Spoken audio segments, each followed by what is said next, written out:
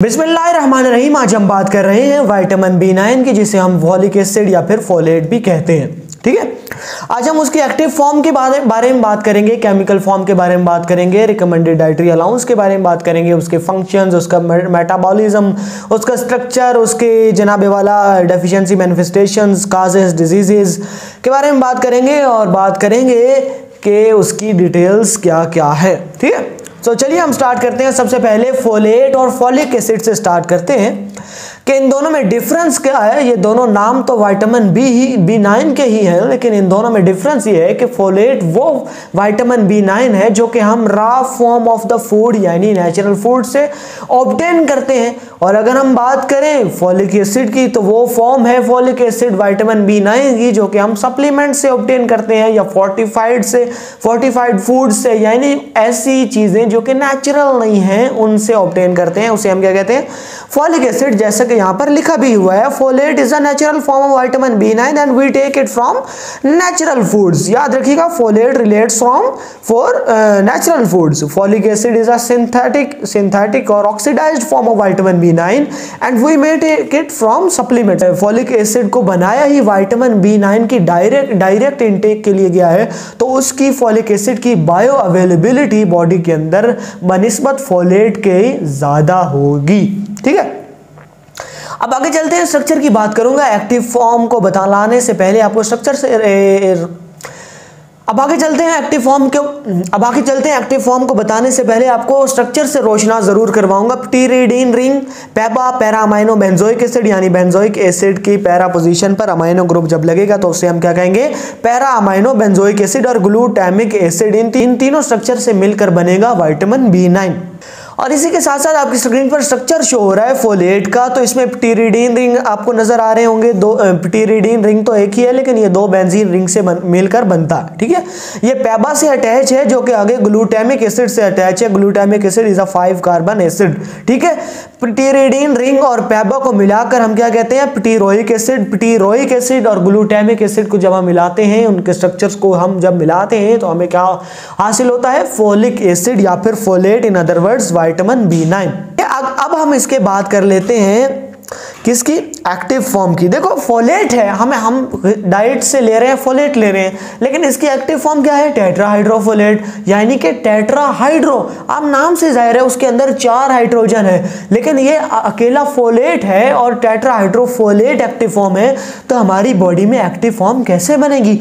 Folate पर आकर एक एंजाइम एक्ट करेगा जिसे हम क्या कहेंगे? डाइहाइड्रोफोलेट रिडक्टेज। वो फोलेट पर आके एक्ट करेगा और NADPH2 से 2 हाइड्रोजन लेकर फोलेट में ऐड करवा देगा। जब 2 हाइड्रोजन ऐड करवा देगा तो हम क्या कहेंगे? डाइहाइड्रोफोलेट। और जब डाइहाइड्रोफोलेट में 2 हाइड्रोजन ऐड करवा देगा डाइहाइड्रोफोलेट रिडक्टेज एंजाइम, तो क्या बन जाएगा? टेट्राहाइड्रोफोलेट। मैं आपको दिखाता हूं स्ट्रक्चर से भी, अगर जूम करके दिखाता हूं, अगर आपको नजर आ सके तो जरा देखिएगा। फोलेट में NADPH2 या फिर NADPH+H जो कि एक रिडक्टिव मॉलिक्यूल है, 2 हाइड्रोजन ऐड करवाएगा। कहां पर? प्टीरिडीन रिंग की 7-8 पोजीशन पर सबसे पहले 2 हाइड्रोजन मॉलिक्यूल ऐड करवाएगा। ठीक है, अगले स्टेप में जब इसने तीसरा और चौथा हाइड्रोजन मॉलिक्यूल ऐड करवाना है, किसने? डाइहाइड्रोफोलेट रिडक्टेज ने। किससे? NADPH2 से। किसमें? डाइहाइड्रोफोलेट में 2 हाइड्रोजन और ऐड करवाकर उसे टेट्राहाइड्रोफोलेट बनाना है जो कि एक्टिव फॉर्म है। तो पहले तो 7-8 पोजीशन पर हाइड्रोजन की एडिशन करवाई थी, अब 5-6 पोजीशन पर हाइड्रोजन की एडिशन करवाएगा। इन रिजल्ट या फिर खुलासतन मैं ये कहूंगा कि फोलेट टेट्राहाइड्रोफोलेट में 4 हाइड्रोजन को 5, 6, 7, 8 पोजीशन पर, किसकी? प्टीरिडीन रिंग की 5, 6, 7, 8 पोजीशन पर एडिशन करवाकर टेट्राहाइड्रोफोलेट बना लेता है। किससे? फोलेट से। ठीक है, समझ आ गई बात को। मैं जरा तेजी से सारी बातों को कवर करता जा रहा हूं, कोशिश कीजिएगा अगर आपको नहीं समझ आती तो दोबारा रिवाइज करके सुन ले या फिर स्क्रीनशॉट ले ले। ठीक है, अब हम बात करेंगे sources of the vitamin B9।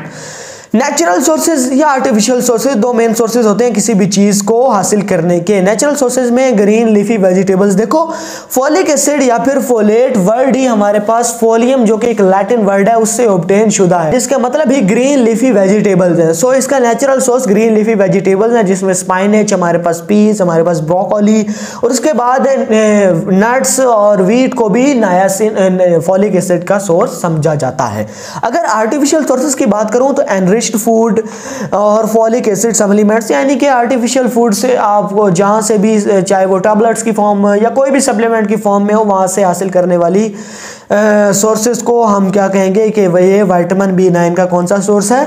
Artificial source है। ठीक है, अब हम रिकमेंडेड डाइटरी अलाउंस की बात करेंगे कि कितना हमें चाहिए। स्क्रीन में आपको लिस्ट शो हो रही है, लेकिन मैं सिर्फ एडल्ट्स का आपको बताता हूं कि एडल्ट्स में जो कि 13 प्लस हैं, यानी टीन एजर्स हैं या टीन एजर्स से आगे चले गए हैं, तो उनमें हमें 400 माइक्रोग्राम चाहिए होता है फॉलिक एसिड पर डे। अगर मैं बात करूं प्रेग्नेंट वुमेन की, तो हमें 600 माइक्रोग्राम प्रेग्नेंट वुमेन को पर डे फॉलिक एसिड की रिक्वायरमेंट हो रही है। नाइसिन बार बार जबान पे आ रहा है, फॉलिक एसिड या फिर फोलेट की रिक्वायरमेंट होती है।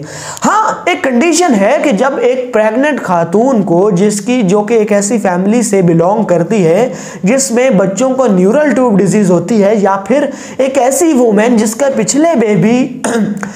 पिछले बेबी को न्यूरल ट्यूब डिजीज थी, तो ऐसी वुमेन्स को 10 times of a normal person हम लोग क्या देते हैं? फॉलिक एसिड लेना चाहिए, यानी कि 4000 microgram of folic acid intake होती है। ठीक है, अब मैं आपको बताता हूं कि ऐसी कौन सी केमिकल फॉर्म्स ऑफ फोलेट हैं जो कि एग्जिस्ट करती हैं हमारी बॉडी के अंदर। तो वो 3 तरह की हैं, मोनोग्लूटामेट, ट्राइग्लूटामेट और हेप्टोग्लूटामेट। देखो, ये ग्लूटामेट रेजिड्यूज पर डिपेंड करती हैं। जितने भी ग्लूटामेट रेजिड्यू होंगे तो उतना ही उसका नाम होगा। फॉर एग्जांपल, मोनो में 1 ग्लूटामेट रेजिड्यू होगा, ट्राई में 3, हेप्टो में 7। लेकिन हमारे जिस्म में सिर्फ मोनोग्लूटामेट की फॉर्म में ही यही केमिकल फॉर्म एब्जॉर्ब होती है। कहां पर? ड्यूडेनम और जूजेनम में। यहीं पर जाकर हम फॉलिक एसिड या फिर फोलेट एब्जॉर्ब होता है और सिर्फ मोनोग्लूटामेट होती है। तो भैया अब हम ट्राइग्लूटामेट और हेप्टोग्लूटामेट का क्या करेंगे? उसको प्रोटीन की मदद से जूजेनम में कन्वर्ट कर देंगे मोनोग्लूटामेट में, और वो भी एब्जॉर्ब हो जाएगा। इजी और एवरीथिंग इज इजी। अब क्वेश्चन ये रेज होता है कि why do we need the folic acid in our body? उसका फंक्शन क्या है, उसकी जरूरत क्या है? ठीक है, तो folic acid utilized in folate acid और मुख्तलिफ सिंथेसिस के लिए भी हमें इसकी रिक्वायरमेंट चाहिए होती है। इसकी रिक्वायरमेंट होती है प्योरीन की सिंथेसिस के लिए, पायरामिडीन की सिंथेसिस के लिए, अमीनो एसिड की सिंथेसिस के लिए, न्यूक्लियोप्रोटीन की सिंथेसिस के लिए, कैटिकोल एमीन की सिंथेसिस के लिए हमें इसकी जरूरत होती है। अब किस तरह? मैं आपको सबसे पहले इसकी 1 कार्बन मेटाबॉलिज्म से शो करवा देता हूं। 1 कार्बन मेटाबॉलिज्म जो मशहूर जमाना क्या चीज है? फंक्शन है किसका? फॉलिक एसिड का 1 कार्बन मेटाबॉलिज्म। दरअसल करता क्या है, जो फॉलिक एसिड की एक्टिव फॉर्म है टेट्राहाइड्रोफोलेट, ये किसी भी डोनर से एक कार्बन ग्रुप ले लेती है। कार्बन ग्रुप किसी भी शक्ल में हो सकता है, वो आया कि मिथाइल की फॉर्म में हो सकता है, मिथाइलिन की फॉर्म में हो सकता है, फॉर्माइल की फॉर्म में हो सकता है, फॉर्मेट, फॉर्म इमिनो की फॉर्म में, हाइड्रोक्सामिथाइल, किसी भी फॉर्म में जनाबे वाला टेट्राहाइड्रोफोलेट ने किसी डोनर से क्या ले लेना है? कार्बन ले लेना है, एक कार्बन वाला ग्रुप ले लेना है। ठीक है, उससे लेकर कुछ देर अपने पास रखकर किसी एक्सेप्टर को दे देगी, और वो कार्बन ग्रुप किसी एक्सेप्टर को देने के बाद दोबारा उसी अपने टेट्राहाइड्रोफोलेट में कन्वर्ट हो जाएगा। मैं आपको जरा स्क्रीन से समझाता हूं तो आपको बेहतर तौर से पे समझ आएगा। देखो, ये एक डोनर है, डोनर से टेट्राहाइड्रोफोलेट ने एक कार्बन ग्रुप लिया जिसे फॉर एग्जांपल हम कहते हैं मिथाइल। ठीक है, मिथाइल ले लिया डोनर से, तो टेट्राहाइड्रोफोलेट ने जब मिथाइल लिया तो मिथाइल टेट्राहाइड्रोफोलेट में कन्वर्ट हो गई। अब कुछ देर अपने पास रखने के बाद ये मिथाइल ग्रुप को एक्सेप्टर को दे देगा, किसी एक्सेप्टर को मिथाइल दे देगा। ठीक है, जब एक्सेप्टर को मिथाइल दे देगा तो ये मिथाइल टेट्राहाइड्रोफोलेट दोबारा टेट्राहाइड्रोफोलेट में कन्वर्ट हो जाएगा। ठीक है, इस तरह इसकी यूं 1 कार्बन मेटाबॉलिज्म फंक्शन करता है। ठीक है, अब मैं एग्जांपल से आपको रिएक्शन से समझाता हूं। फॉर एग्जांपल, हमारे पास टेट्राहाइड्रोफोलेट है, सीरीन से वो कौन सा लेता है? मिथाइलिन ग्रुप लेता है, जो कि कार्बन ग्रुप है, कार्बन ग्रुप है मिथाइलिन। ठीक है, सीरीन से मिथाइलिन ग्रुप लेकर सीरीन तो ग्लाइसिन में कन्वर्ट हो जाएगा, लेकिन टेट्राहाइड्रोफोलेट को क्या दे देता है? मिथाइलिन ग्रुप दे देता है। जब टेट्राहाइड्रोफोलेट को मिथाइलिन ग्रुप दे देगा तो वो N5N10 मिथाइलिन टेट्राहाइड्रोफोलेट में कन्वर्ट हो जाएगा। ठीक है, अब ये जो N5N10 मिथाइलिन टेट्राहाइड्रोफोलेट है ना, इसने अपना मिथाइलिन देना है डंप को, जो कि एक यूरासिल है, और वो यूरासिल फिर थायामीन में कन्वर्ट हो जाएगा। डंप DTMP डंप में कन्वर्ट हो जाएगा। ये थायामीन एक न्यूक्लियोटाइड है, यानी कि पायरामिडीन है। जब ये हमारे पास बनेगा तो हमारे पास क्या होगी? न्यूक्लियोटाइड की सिंथेसिस होगी, और फर्दर हमारे पास क्या होगा? DNA की सिंथेसिस होगी। पायरामिडीन की सिंथेसिस आपको बतला दी, जिससे कि क्या होगा? डीएनए की सिंथेसिस होगी। अब नेक्स्ट मैं आपको समझाता हूं एक और एग्जांपल से, ठीक है। टेट्राहाइड्रोफोलेट ने दोबारा ग्लाइसिन से क्या लिया, मिथाइलिन लिया, वो N5N10 मिथाइलिन टेट्राहाइड्रोफोलेट बन गया। फिर उस पर मिथाइलिन टेट्राहाइड्रोफोलेट डिहाइड्रोजिनेज ने एक्ट किया और N5N10 मिथाइलिन टेट्राहाइड्रोफोलेट को इसने किस में कन्वर्ट कर दिया, N5N10 मिथाइल टेट्राहाइड्रोफोलेट में, जो कि आइसोमेरिज्म है। आइसोमर है किसका, फॉर्माइल टेट्राहाइड्रोफोलेट का, जो कि फर्दर प्यूरिन सिंथेसिस करता है। अब यहाँ पे प्यूरिन सिंथेसिस भी हो गई, पायरिमिडीन सिंथेसिस भी हो गई। तो इस तरह हमारे पास क्या हो गया, अब इससे हम डीएनए और आरएनए की सिंथेसिस भी कर लेंगे। अब देखो पिक्चर क्लियर होती जा रही है। जैसे ही फोलिक एसिड की कमी होगी तो प्यूरिडीन और पायरिडीन की सिंथेसिस की इनहिबिशन होगी या फिर कमी होगी तो हमारे पास क्या होगा, जनाबे वाला न्यूरल ट्यूब डिजीजेस होंगी। ठीक है, एक और रिएक्शन मैं आपके सामने रखता हूं।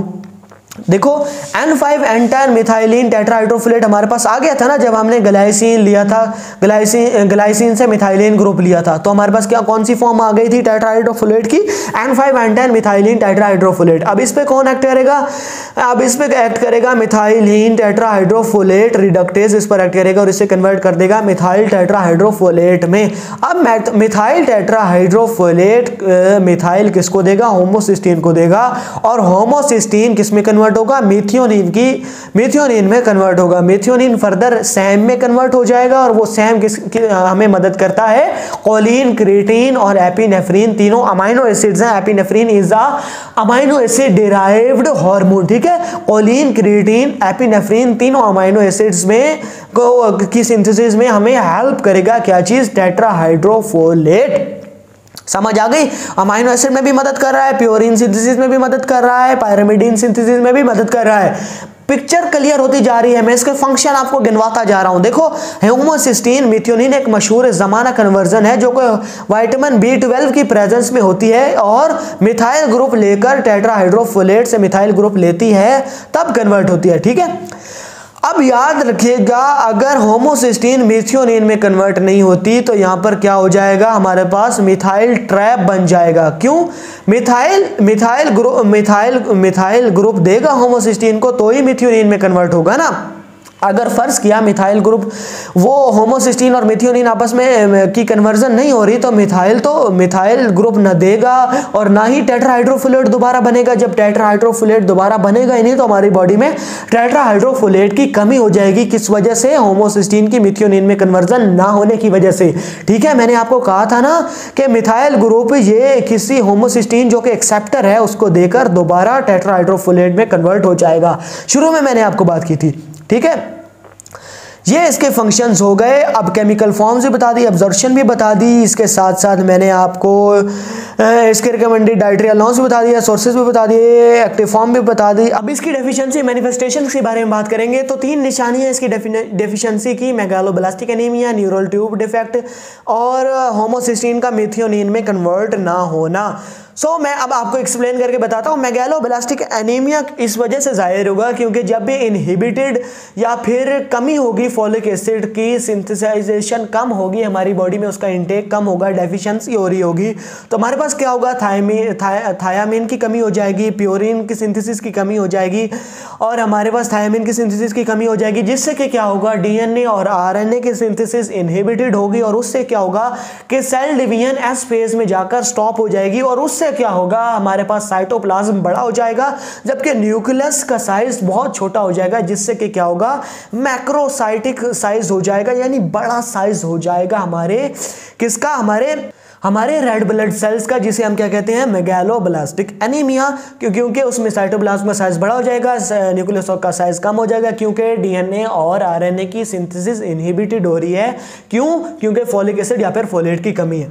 दूसरी अगर हम बात करें neural tube defect, neural tube defect हमारे पास इस वजह से होगा क्योंकि बॉडी में फॉलिक एसिड की डिमांड बढ़ जाएगी और इनटेक कम होगा।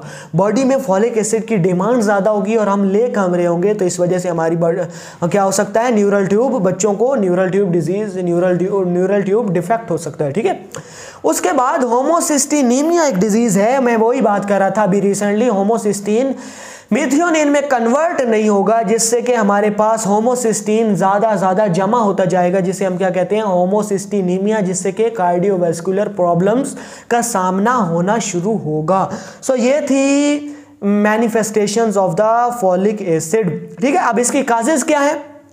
डिमांड का बढ़ जाना, दो ड्रग्स का आपस में रिएक्ट कर जाना, डाइट में डेफिशिएंसी होना फॉलिक एसिड की, या फिर गैस्ट्रो